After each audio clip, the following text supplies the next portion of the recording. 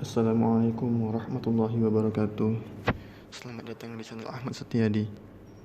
Di video kali ini saya akan membahas mengenai suatu penyakit yang sering muncul di daerah kita, terutama di Indonesia, di daerah tropis, yaitu demam berdarah denggi atau bisa disebut juga dengan DBD, atau pada umumnya orang bilang demam berdarah. Baik, langsung saja kita lanjut. Apakah itu DBD?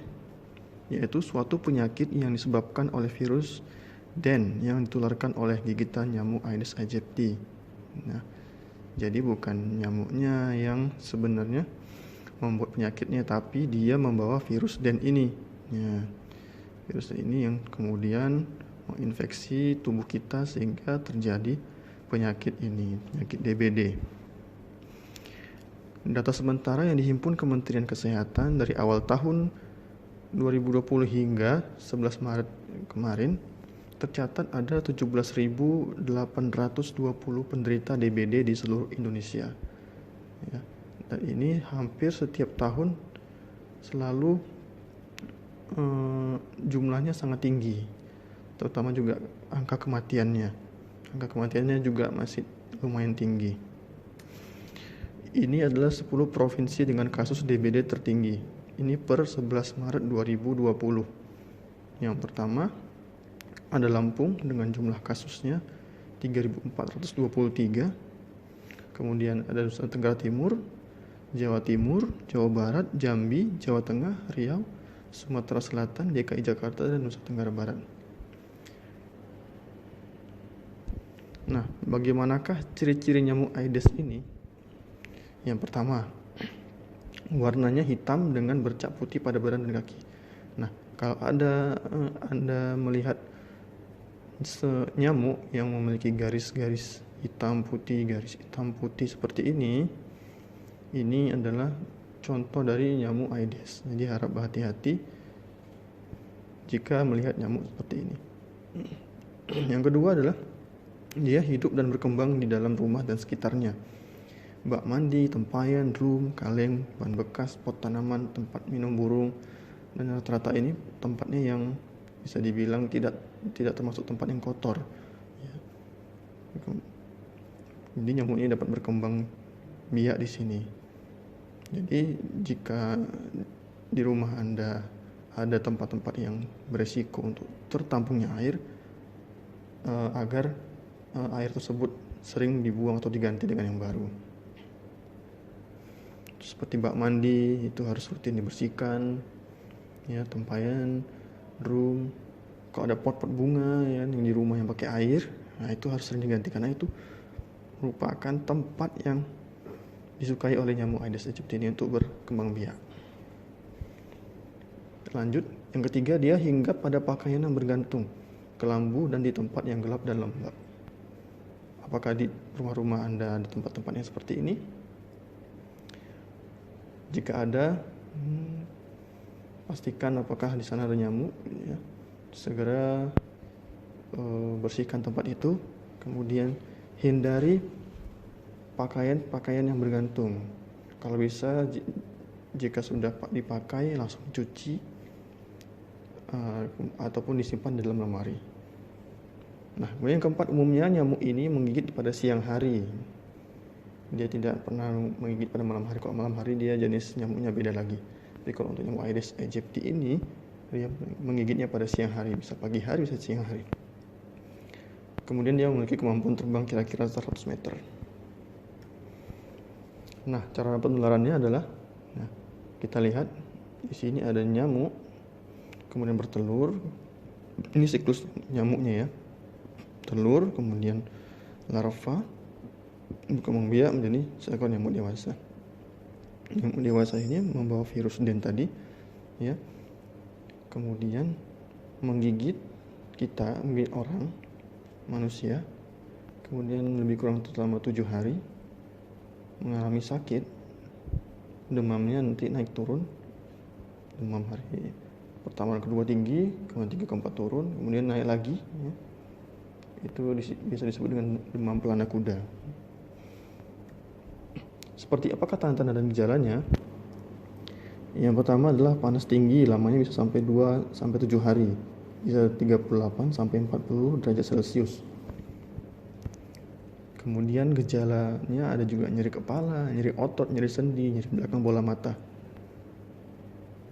Kemudian ada juga gejala mual, muntah, dan nyeri perut. Kemudian bisa juga terjadi perdarahan. Contoh yang ringan adalah terdapat bintik-bintik merah di kulit. Waspada jika mengalami mimisan, gusi berdarah, muntah berdarah, bahkan BAB berdarah.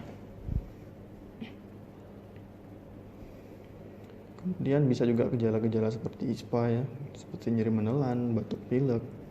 Kemudian bisa untuk yang lebih beratnya muncul tanda shock seperti lemah, kulit dingin dan basah, tidak sadar, pingsan, penurunan kesadaran.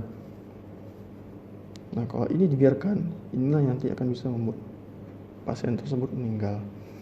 Kemudian pada bayi, demam yang tinggi dapat menyebabkan kejang. Ya, harap hati-hati jika ada anak bayi yang mengalami demam.